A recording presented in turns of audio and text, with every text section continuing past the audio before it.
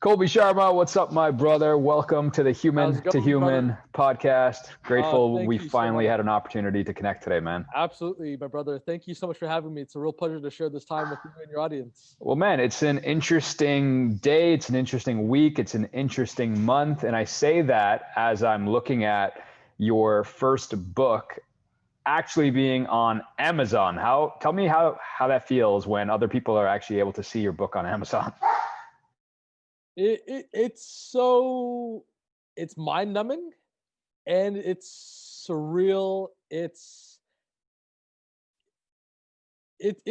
everything. It's just so many emotions. It's like it's exhilarating. It's like, this is it. Like I've accomplished something tangible, quantifiable, and um, that can just bring so much impact. So I'm just so joyful. I'm just feeling so many good things like inside. I got a text from like my dad today. It's like, like it's live. Like what the heck? Like you can call yourself an author. It's gone from, germination to seed to physical manuscript, but like that's not really like physical gets on a laptop, but now it's like bang, you can actually it's just like I'm just over the moon.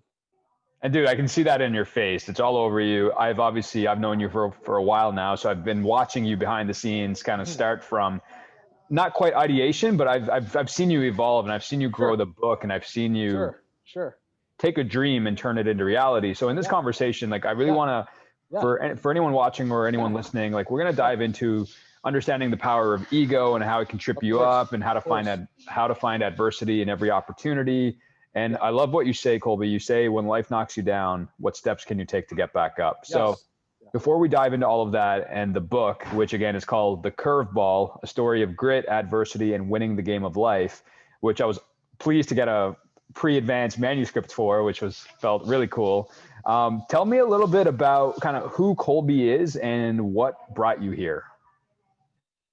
Sure. That's a great question. Who Colby is? Colby is he's a law graduate by kind of trade, but he's someone that his skills and creativity and sorry, I'm speaking in the third person, but my skills and my creativity transcend law. Like I've always been very into books.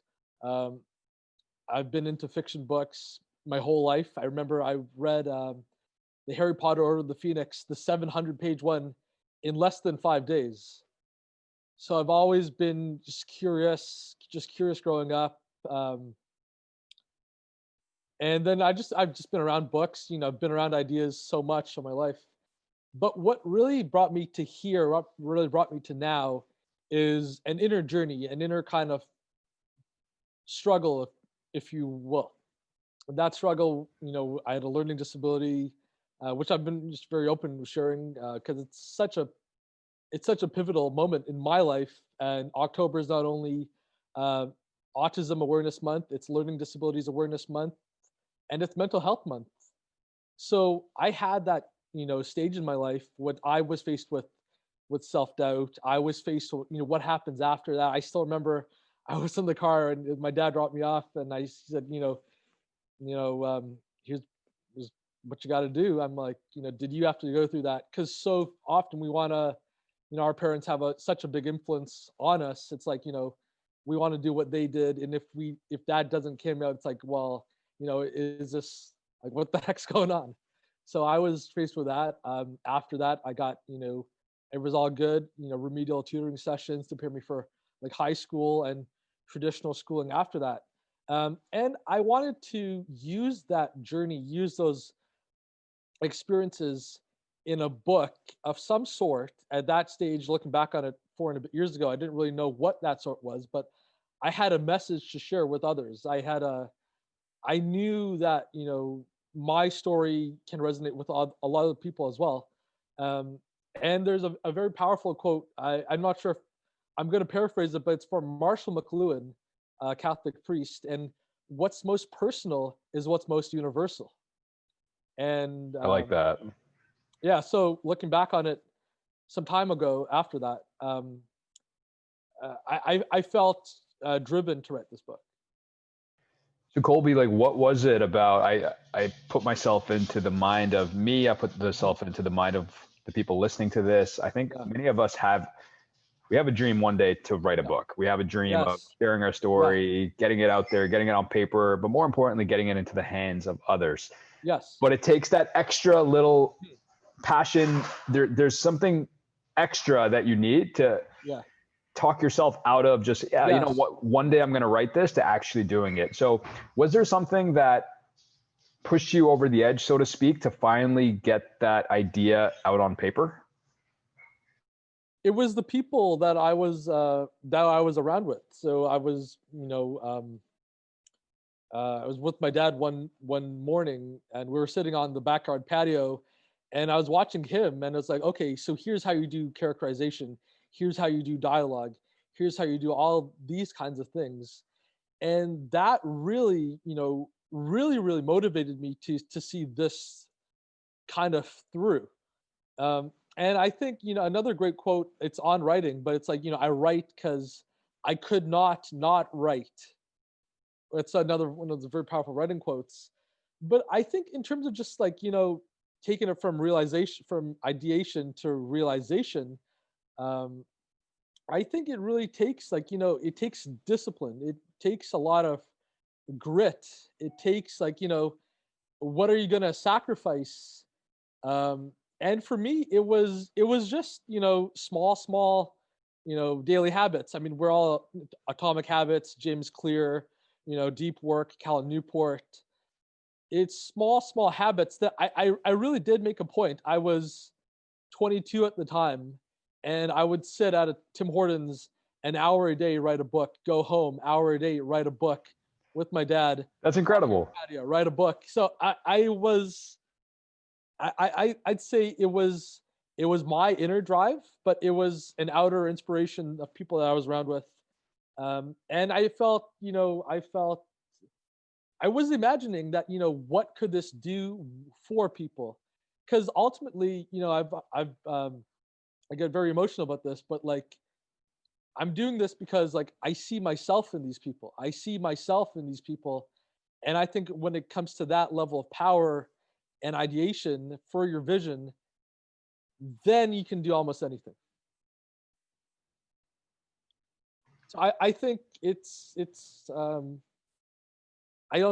not nothing formulaic, but it just takes like it takes willpower. It really does takes everything. Are you willing to be, vulnerable? Are you willing to um, embrace the unknown of would people be receptive to your message?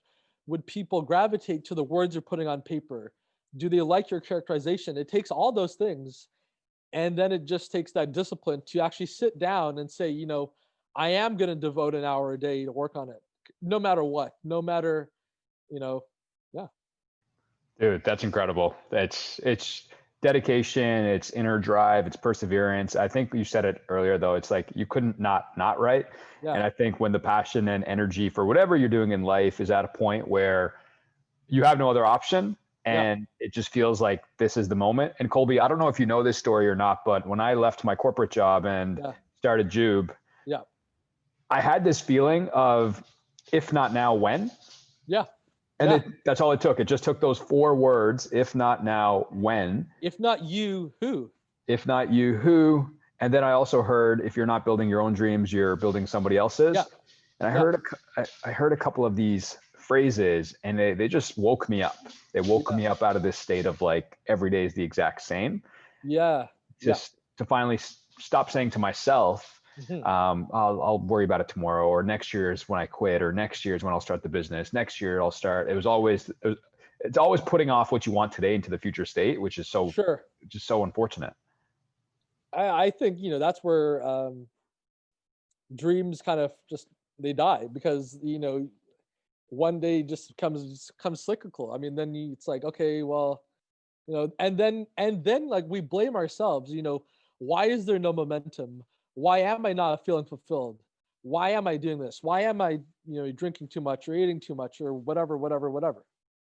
And I think that all just comes in a very cyclical way. And then, yeah, Dude, I'm going to ask you a question that Yeah, I've never asked you before. yeah, And obviously, we chat every week. We're texting, we're on the phone, we're doing video calls, and we talk quite a bit. But there's something that that I want to ask you today that I've never asked you before. of course. So obviously, your dad is one of my favorite authors. Yeah, I love The Monk Who Sold His Ferrari. Huge fan of the 5 a.m. Club. Like, it's just there's so much inspiration and motivation that I think your dad has had on not just me, but obviously millions of people in the world. hmm. Do you ever compare yourself to your dad, or do you ever feel like you got to live up to something? Do you ever feel like there's this internal conflict? Every day. Every day. I mean, every day. Like sometimes it ebbs, but sometimes it flows. I mean, so let me. So there's kind of two parts I want to just kind of take that in. I compare him because um, I compare it because um, like there is like a kind of like a pressure, just that is just it comes kind of just because it just comes. Um,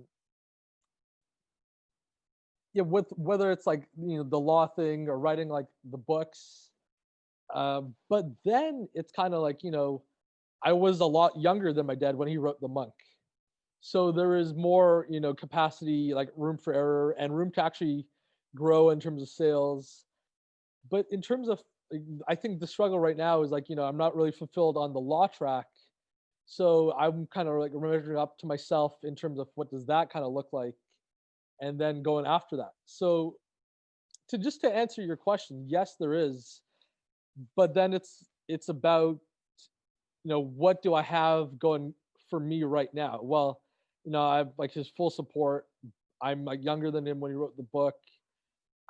So that's great motivation and a great inspiration to just continue my track to to get like momentum in these years. But there is pressure because it comes from is this product as good as that product?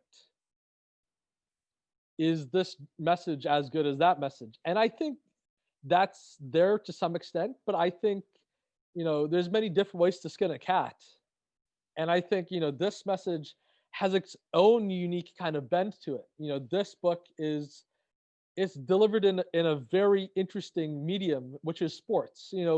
One of the intentional things behind this was I wanted the pillars to be about sports to deliver the message, because the sports is a very unifying thing. And I think we've talked previously, and you've been an athlete, in basketball and many other sports probably as well. And I think there's nothing better to bring them together and then to deliver a knockout motivational message and how to really, find, yourself again, and how to really bounce back when um, adversity has knocked you down. And I think we all face that adversity sometimes on an hourly basis. Totally. It's not just daily or weekly or monthly. It's sometimes the hourly basis. And Cole, It's doing push-ups in the other room waiting to get you. when you talk about ego and you Yeah. talk about Yeah. how it can trip you up, Yeah. dive deeper into that, because I think there's this comparison thing, right? Yeah. It's said like comparison is the thief of joy. Yeah. And I'm looking at a lot of business owners these days, a lot of entrepreneurs that I talk to are in this, and I just finished a video on this. It's comparing ourselves to the other business, to the other Yeah. author, to the other entrepreneur, to the other athlete. We're always judging and we're always measuring what we don't have versus celebrating for just a second what we do have. Mm-hmm. How do you bring ego into the equation, and how do you fight it? How do you prevent it from tripping you up? And when it does trip you up, how do you overcome it? So what I mean by ego is, it's a part of your mind that you're too you feel like kind of like a holier than thou kind of sense. So there's the heroic self and there's the egoic self. But in this context, like ego is like, I can do it all. I don't need like support. And I think, adversity loves your ego. But as I've said, like in the book, those are one of the key insights. Adversity does love your ego. It loves when your back is like against kind of the wall, and you feel like kind of in that like trap, because that's when, like, if you don't have the right methodologies and the right motivations and the right support system surrounding you, it can be very kind of like detrimental. So just to actually be very tactical and go into the book, there's a part in the story where the character, he's like, he's going through like a bad way right now. He's like, well, because he was so used to going for home runs and for glory and for power and for all that kind of egoic stuff, because our ego loves to manifest that. It doesn't like to go inward and take a second and step back and recalibrate it. So he was going for home runs, and he had a mentor in the book that says, you're addicted to home runs. That's why you're getting tripped up. That's why you're not feeling, that's why you're not being fulfilled. So you need to go for the singles. You need to go for the walk. You need to, get a walk to get on base, and then you can begin your journey. So just to tie that back in, yeah, we do compare ourselves to others. We do compare ourselves to other businesses. But if we just take a step back and just, choose our pitches, choose our responses, calibrate our responses, just learn to go, step by step by step by step. And then that's how we can get to the end goal. And what I mean, by choose our pitches, and choose our responses is, and this is also in the book as well, when we choose one response, we can't do the other thing at the same time. So one choice negates its opposite. We can't be fearful and be joyful at the same time. We can't be, full of pessimism and optimism. It's one or the other. And then that's how we can start to build and build and build to get to where ultimately we want to go. Where do you think most people go wrong, or where do most people trip up? What I think, what trips most people up is, there's a fear of failure. There's a fear of failure. There's a feel that, I'm not good enough. Like, society would reject going in a piecemeal approach. Those small things are very anathema to society today, when it's all about, the $1 billion exits, or it's all about the grand slams, or it's all about, me. It's all about outer projection versus inner kind of reflection. And I think that's a very troubling thing.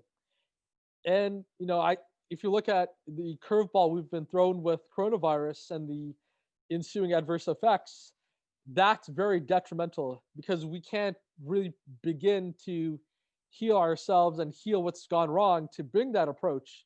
And that's at many levels, but that begins by taking small piecemeal steps. Dude, that's powerful. I feel like in you, I'm seeing like a small monk.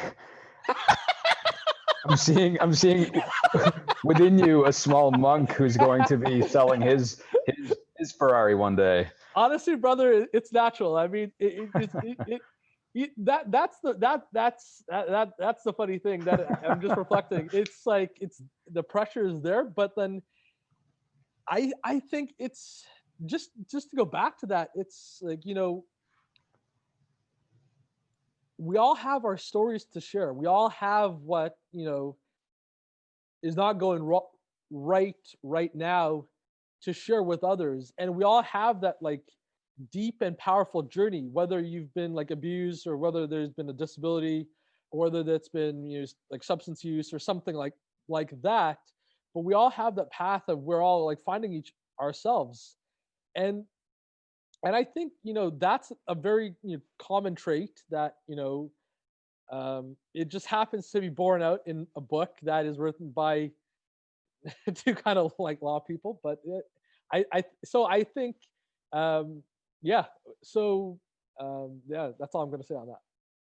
No, I think that's well said. Colby, what would you say if you had to say what makes your book different than some of the books out there on adversity, overcoming challenges, overcoming really shitty situations, overcoming the odds are stacked against you, what would you say is unique about your book and your message? Sure. So I'd say what's unique about mine is I think the the prose and the vehicle it's delivered is a very interesting message, from the title to the subtitle, the curved ball. It's something that, we can all be thrown at any given time, whether it is COVID, whether it is a divorce, whether it's you've lost your job, whether you're subtitle, timeless lessons for a timely time in our world today. Um, I think it's also different as to how the story is constructed in the first place and the inspirations I used. And I think so. I drew from different ideas to create kind of the story, to create the characterization, and then ultimately it's just rooted in tactical, personal experiences um, that are just easily accessible from a guy that has a story to tell, and with as many people as possible. Man, I'm excited to get the physical copy in the No, mail, which is going to be amazing. It's going to be so cool. I was just, pardon me? When does it say it's going to be expected to deliver? Sunday. Oh, dope. Yeah, so it should be here in the next couple of days. So Colby, I've got three final questions. Yeah. Okay. So the first question is, what are you most excited about in the next 60 days? So in 2 months, I'm excited for people to see how people receive the message and the curveball, to see what impact they derive from it. How do they like the book? I'm also excited to continue my speaking journey. I booked another speech this past week over Zoom. I'm donating books to them as well. And I just really just want to continue on this journey, promoting the book, sharing stories from the book. I'll probably do like an Instagram live. I'll probably do a live reading on Instagram. Would be interesting and probably cool as well. That'd be cool. That's cool, man. My next question is, outside of your own book, yeah. What books have you read? What books would you recommend for entrepreneurs, for business owners, that you think could really help somebody just be a little bit better? So I think one of them is Jonathan Livingston Seagull by Richard Bach. One of my favorite books as a young adult, as a young man, and right now. And one of the key quotes from that is, "We must begin as if we've already arrived." And I think that quote is just so powerful. We must begin as if we've already arrived. So I think breaking that down tactically for you and your audience is, we must, when we get to a place, we shouldn't have that kind of fear. We shouldn't have that kind of limitation, self-defeating beliefs. And I think that whole book is just about flying higher than others. It's about a seagull who transcends the flock, who transcends the limitation. And I think that's so powerful for business owners who are worried about, am I playing too small in the time of coronavirus? Am I letting coronavirus limit my potential as a business?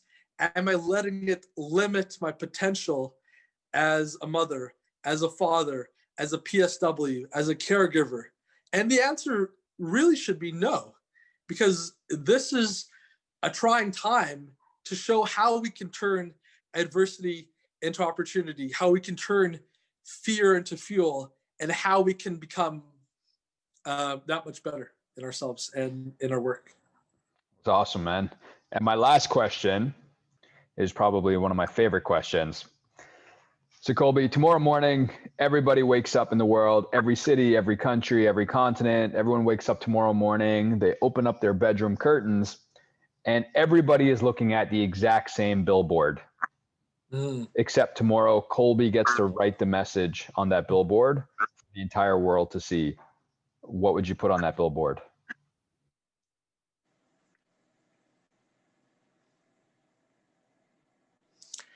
In the winters of my discontents have led me to my plentiful springs.